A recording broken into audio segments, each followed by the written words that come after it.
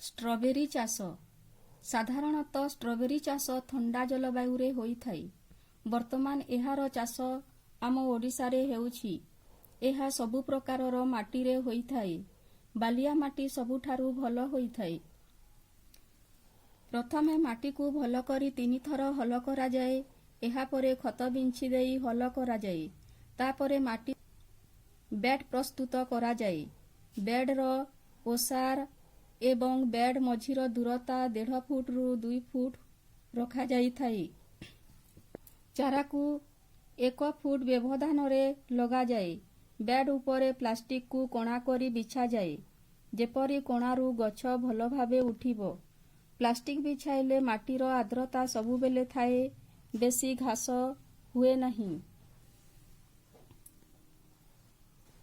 माटीरे रोगपोक मध्य देखा जाए नहीं। स्ट्रॉबेरीर चारा को सेप्टेम्बर रु अक्टोबर मध्य लगा जाए। 1-1.5 मास मध्य फूल फुटी फल धरिबाकू आरंभ करिथाए। फल को चढ़ई मानकरू रक्षा करिबा पई खेतर चारिआडकू जाल घोड़ाई दिया जाए। थरे स्ट्रॉबेरी चाष आरंभ करी उपयुक्त जत्न नेले 2 रु 3 वर्ष पर्यंत फल देइथाए।